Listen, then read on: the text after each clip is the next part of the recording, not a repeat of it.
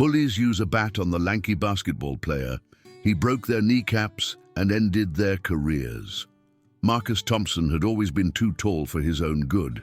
At 17, he stood 6 feet 4 inches, but weighed barely 140 pounds. His frame stretched thin like a scarecrow in designer jeans. His limbs seemed to move independently of each other, giving him the appearance of someone perpetually stumbling through life. At Riverside High School, this made him an easy target. The irony wasn't lost on Marcus that his gangly appearance made him perfect for basketball, yet he'd never tried out for the team. He preferred staying invisible, sliding through hallways with his shoulders hunched, trying to minimize the space he occupied in a world that seemed determined to notice him for all the wrong reasons. 3 months into his junior year at Riverside High, Marcus had established a routine designed around avoidance. He knew which hallways emptied first after each bell, which bathroom stalls offered the best refuge during lunch, and exactly how to position himself in each classroom to avoid unwanted attention.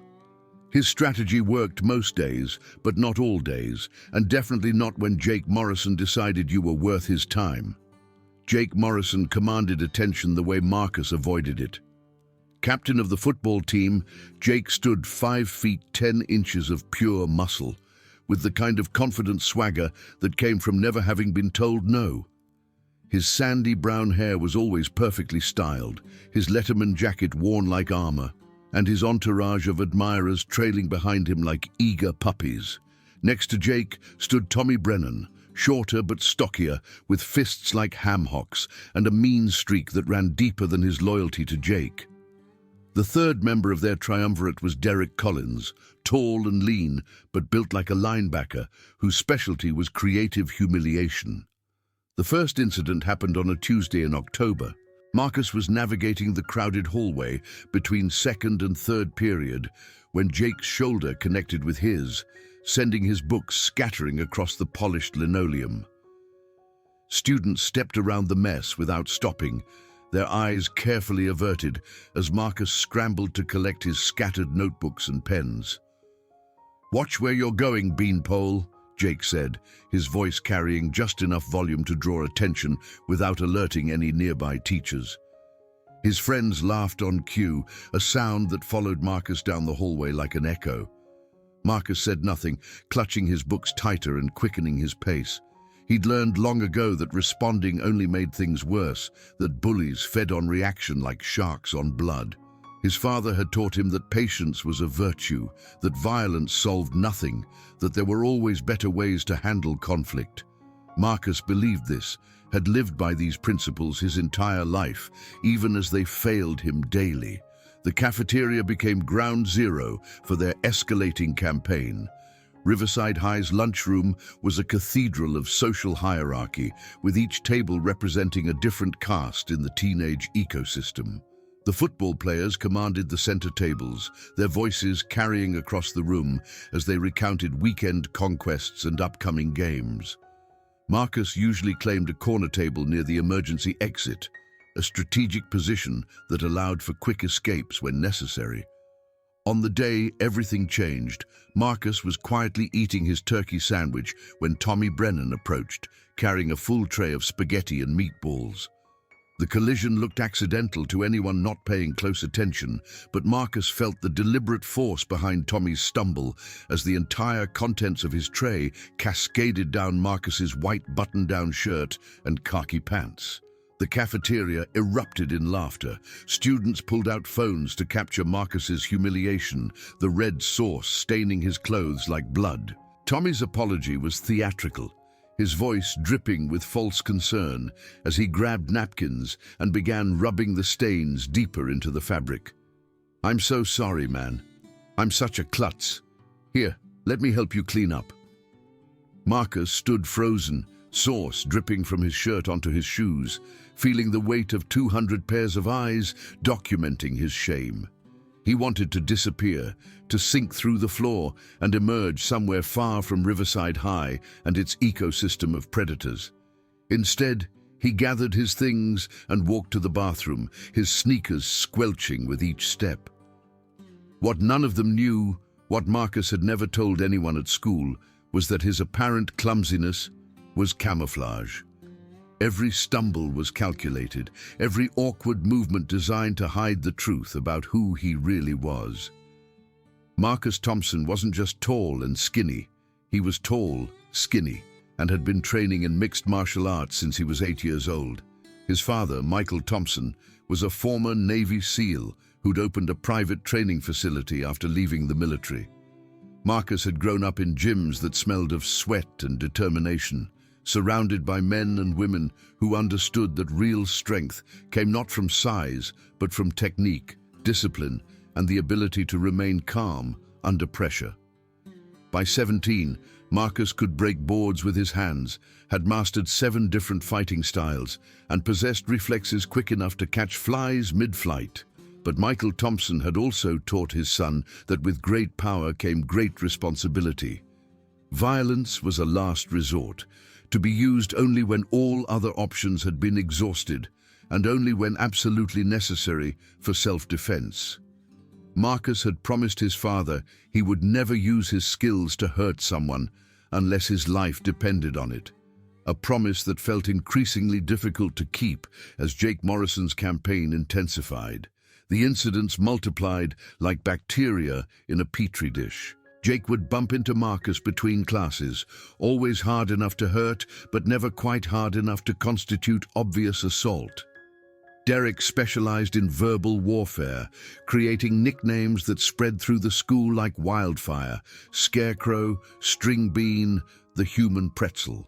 Tommy preferred physical humiliation, accidentally stepping on Marcus's feet with his steel-toed boots or knocking his books from his hands just as he reached his classroom door. The teachers either didn't notice or chose not to notice. Mrs. Henderson looked the other way when Jake made shooting motions with his fingers during English class, pointing them at Marcus while mouthing "bang" and pretending to blow smoke from the barrels. Coach Martinez actually laughed when Derek suggested that Marcus try out for the basketball team so they could use him as a flagpole during the national anthem. Marcus's grades began to slip as his concentration fractured under the constant stress. He stopped eating lunch in the cafeteria, instead spending the period in the library where Mrs. Foster, the elderly librarian, maintained a sanctuary of sorts for students seeking refuge. But even there, he couldn't escape entirely. Jake and his friends would find excuses to visit the library, ostensibly looking for books, but really hunting for opportunities to torment their favorite target.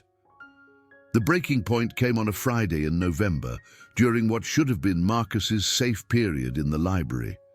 He was researching a paper on the Civil War when Jake, Tommy, and Derek entered.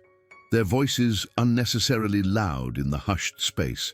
Mrs. Foster was helping another student in the computer lab, leaving Marcus alone with his tormentors. "Look what we have here," Jake announced, his voice carrying across the empty reading room. "It's the Scarecrow, reading about real men who actually fought for something." Marcus kept his eyes on his book, his finger tracing the lines about the Battle of Gettysburg, as if the words could transport him away from this moment. He'd read this passage 5 times already, but focusing on the text was better than acknowledging their presence. Derek circled behind him, reading over his shoulder in an exaggerated whisper. The battle raged for 3 days, with casualties mounting on both sides. He paused dramatically. "Hey, Marcus, think you'd last 3 seconds in a real fight?" Tommy snickered, pulling out his phone to record. "We should test that theory. What do you say, Scarecrow? Want to show us those fighting skills you're obviously hiding?" Marcus's jaw tightened almost imperceptibly. They were fishing, but they were also getting closer to the truth than anyone had before. He closed his book carefully, preparing to leave, but Jake stepped into his path. "Where are you going, Beanpole? We're just getting started." "I need to get to class," Marcus said quietly, his voice steady despite the adrenaline beginning to course through his veins. "Class doesn't start for 20 minutes, Derek pointed out. "Plenty of time for a little conversation." Jake leaned closer, his breath hot on Marcus's face. "You know what I think? I think you're exactly what you look like. A weak, pathetic loser who's never stood up for anything in his entire life. I think if someone punched you right now, you'd just stand there and take it like the coward you are. Marcus's hands remained steady, but something shifted in his eyes. For just a moment the mask slipped, and Jake caught a glimpse of something that made him step back involuntarily. "What was that look?" Tommy asked, stepping closer. "Did Scarecrow just try to stare you down?" The moment passed, and Marcus was back to being the awkward teenager they'd been tormenting for months. He gathered his books and attempted to leave, but Derek grabbed his backpack, yanking him backward. "We're not done talking to you." The confrontation might have escalated right there, in the library's peaceful atmosphere, but Mrs. Foster's voice echoed from the computer lab, reminding students about proper research protocols. The three bullies exchanged glances and decided to postpone their entertainment until a more private venue presented itself. That venue came the following Monday after basketball practice. Marcus had stayed late in the library again, waiting for the hallways to empty before attempting his trek to the parking lot where his beat-up Honda Civic waited. November had brought an early winter to their small town, and darkness came quickly after 4 o'clock. The parking lot lights created pools of yellow illumination separated by areas of deep shadow, perfect for activities that preferred to avoid adult supervision. Marcus was fumbling with his keys when he heard footsteps approaching from behind. He didn't need to turn around to know who it was. The voices were as familiar as his own nightmares. "Well, well, well," Jake's voice carried across the empty parking lot. "Look who we found, all alone in the dark."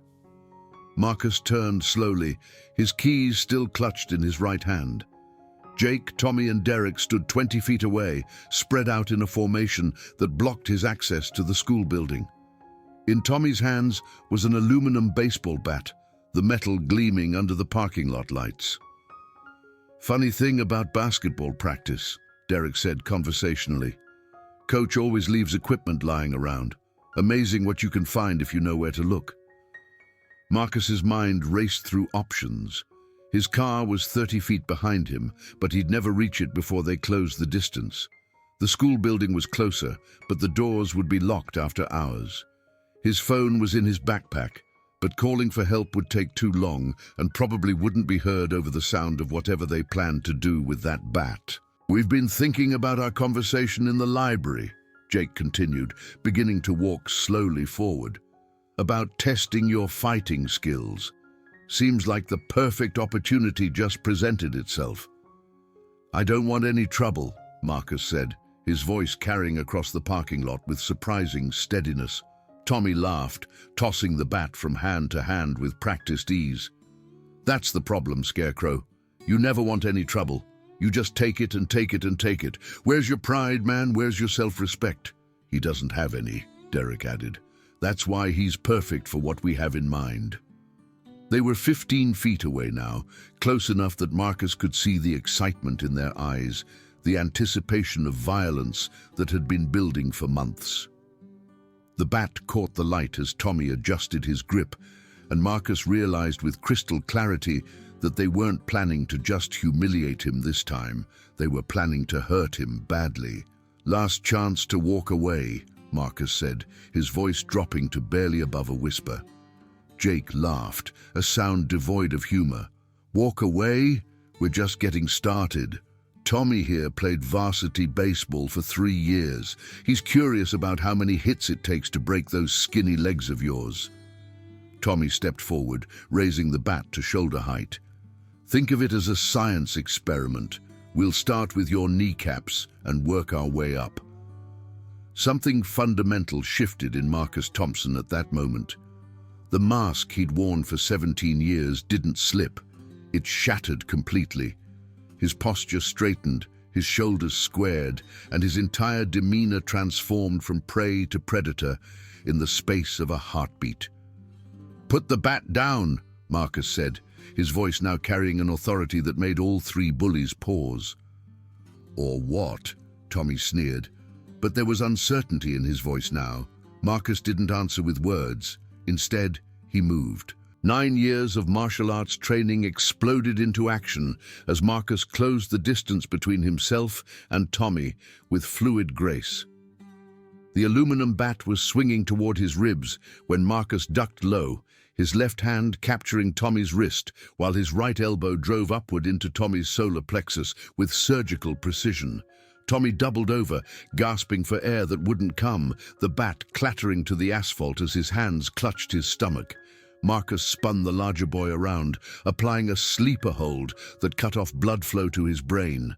Tommy struggled for perhaps 10 seconds before going limp, unconscious but unharmed.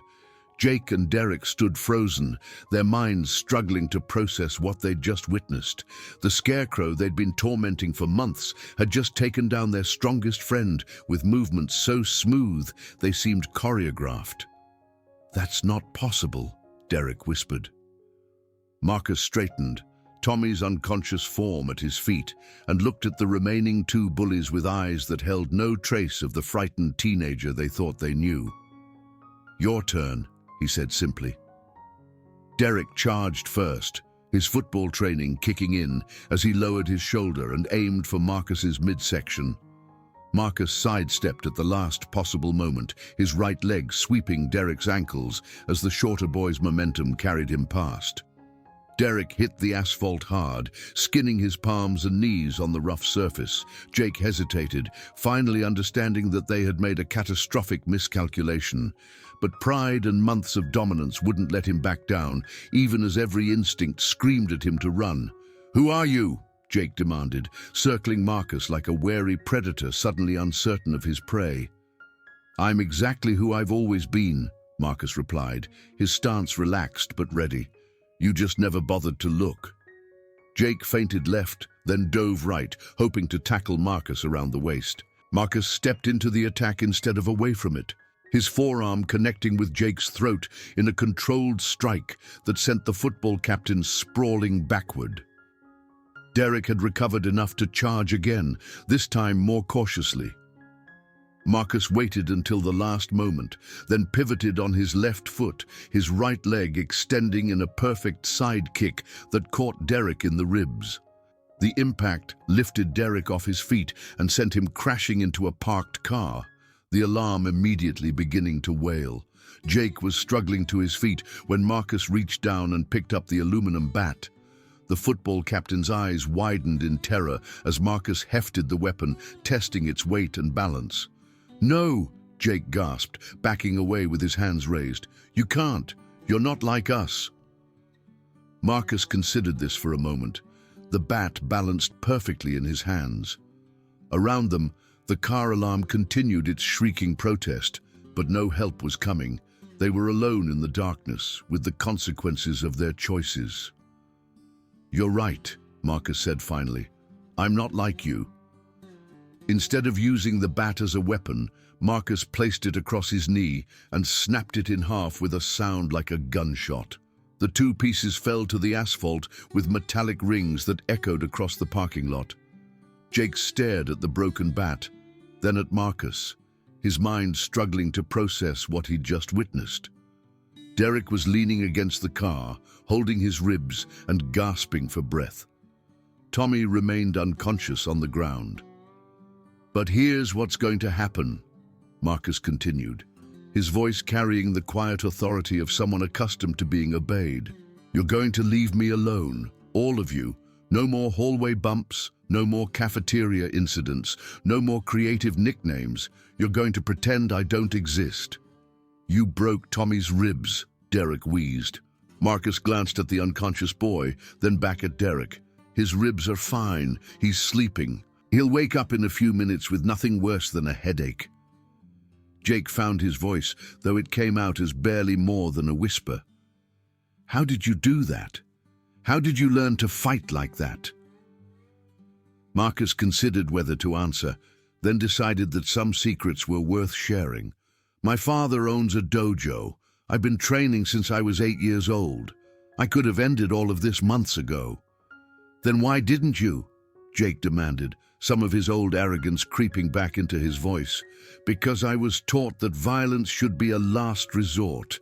that with great power comes great responsibility, that there's always a better way to solve problems than hurting people. Marcus gestured to the broken bat, to Tommy's unconscious form, to Derek's labored breathing. But you three made it very clear that you weren't interested in better ways. Tommy stirred, groaning as consciousness returned. His eyes opened slowly, focusing on Marcus standing over him. "What happened?" Tommy mumbled, struggling to sit up. "You learned something important," Marcus replied. "All of you did." Jake helped Tommy to his feet, both of them keeping careful distance from Marcus. Derek pushed himself away from the car, still favoring his ribs, but apparently undamaged. "This isn't over," Jake said, but the threat lacked conviction. Marcus smiled, the expression transforming his entire face. "Yes, it is. Because if it's not, if any of you ever bother me again, if you even look at me wrong, I'll make sure everyone at school knows exactly what happened here tonight. How the three toughest guys in school got taken apart by the scarecrow they've been picking on for months." The threat hit home harder than any physical blow could have. High school reputations were fragile things, built over years and destroyed in moments. The story of their defeat would spread like wildfire, ending their reign of terror and reducing them to laughingstocks. "You wouldn't," Derek said. "Try me," Marcus replied. They left without another word, helping Tommy walk to Jake's truck, their heads down and their swagger completely deflated. Marcus watched them drive away, then walked to his own car, his hands completely steady as he inserted the key and started the engine. The following Monday brought a new dynamic to Riverside High School. Jake Morrison walked the hallways with his eyes downcast, no longer commanding attention but actively avoiding it. Tommy Brennan sat alone at lunch, his usual confident demeanor replaced by nervous glances whenever Marcus entered the cafeteria. Derek Collins found excuses to take different routes between classes, ensuring their paths never crossed. Other students noticed the change immediately. The triumvirate that had ruled through intimidation had suddenly become withdrawn, almost timid. Rumors spread about what might have caused such a dramatic shift, but no one suspected the truth. Marcus, meanwhile, discovered that standing up for himself had consequences beyond the immediate satisfaction of justice served. Students who had previously ignored him began nodding in the hallways. Teachers who had overlooked his presence started calling on him in class. The invisible boy was slowly becoming visible, but on his own terms. The transformation culminated 2 weeks later when Coach Martinez approached Marcus after gym class. "Thompson," the coach called out as Marcus was leaving the locker room. "Got a minute?" Marcus paused, wondering if somehow the parking lot incident had come to light. "Yes, sir. I've been watching you in class. You move differently than most kids your size. Ever play any sports?" "Not at school," Marcus replied carefully. Coach Martinez studied him with the experienced eye of someone who had coached athletes for 20 years. "You've got reach, good balance, quick reflexes. Basketball tryouts are next week. You should consider it." Marcus felt something unlock in his chest, a door opening to possibilities he'd never allowed himself to consider. "I'll think about it, coach." "Don't think too long," Martinez said with a grin. "Team could use someone with your hidden talents." The phrase caught Marcus off guard. Did the coach know something, or was it just coincidence? "Hidden talents?" Marcus repeated. "Son, I've been coaching teenagers for 2 decades. I can spot the ones who are more than they appear to be. Question is, are you ready to stop hiding?" Marcus looked across the gym where students were gathering for the next class, where Jake Morrison was conspicuously absent from his usual position of prominence, where the social hierarchy had shifted in subtle but significant ways. "Yeah," Marcus said finally, "I think I am." The story spread eventually, as stories do in high school. Not the complete truth, but fragments and rumors that grew in the telling. Some said Marcus Thompson had taken down 3 bullies single-handedly. Others claimed he'd broken a baseball bat with his bare hands. A few whispered that he came from a family of fighters, that his quiet demeanor concealed dangerous skills. Marcus neither confirmed nor denied any of it. He let the mystery grow, understanding now that sometimes reputation was more powerful than reality. The important thing was that the bullying stopped, not just for him, but for others as well.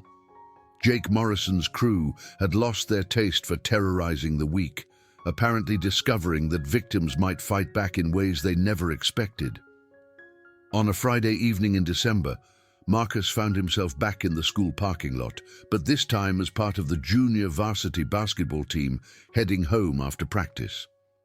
His transformation from target to athlete had been remarkably smooth, his natural height and hidden grace making him a formidable player despite his late start. As he loaded his gear into his car, Marcus noticed Jake Morrison walking alone toward the student parking area. Their eyes met across the distance, and for a moment, time seemed suspended. Then Jake nodded, a small gesture that might have been respect or acknowledgement or simply recognition that their war was over. Marcus nodded back, understanding that forgiveness didn't require friendship, that justice didn't demand ongoing hatred. The scared, bullied teenager was gone, replaced by someone who understood his own worth and wouldn't let others diminish it. Driving home through the darkening streets, Marcus reflected on the lessons learned and prices paid. Violence had indeed been the last resort, used only when all other options were exhausted. He hadn't become the bully, hadn't let power corrupt him into something he despised. Instead, he'd found balance between strength and restraint, between standing up for himself and maintaining his moral compass. His father had been right about responsibility coming with power, but Marcus had learned something else as well. Sometimes that responsibility meant using your strength to protect yourself and others from those who would abuse the weak. The scarecrow was gone, replaced by someone who could bend without breaking, someone who understood that true strength came not from size or aggression, but from the courage to be exactly who you were meant to be. The parking lot lights grew smaller in his rearview mirror as Marcus drove toward home, toward a future where he would never again have to hide who he really was.